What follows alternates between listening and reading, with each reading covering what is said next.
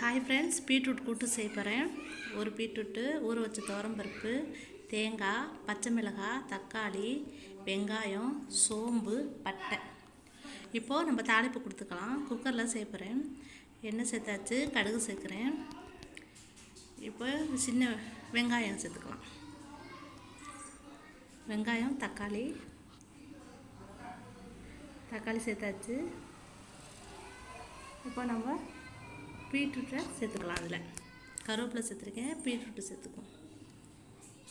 இப்போ இதுக்கு தேவையான கல் உப்பு சேர்த்துக்கலாம். இப்போ நம்ம ஊற வச்சுருக்க துவரம் பருப்பை சேர்த்துக்கலாம். நம்ம அரைச்சிருக்கோம்ல தேங்காய், சோம்பு, ஒரு பட்டை, பச்சை மிளகாய், காரத்துக்கு அது போதும். தேவைக்கப்போ தண்ணி சேர்த்துக்கோங்க. குக்கரில் 2 விசில் வைங்க போதும். நான் சாம்பார் சாதத்துக்கு சைட் டிஷ்ஷாக தான் செஞ்சுருக்கேன். இப்போ கொத்தமல்லி, கருவேப்பிலை சேர்த்துக்கலாம்.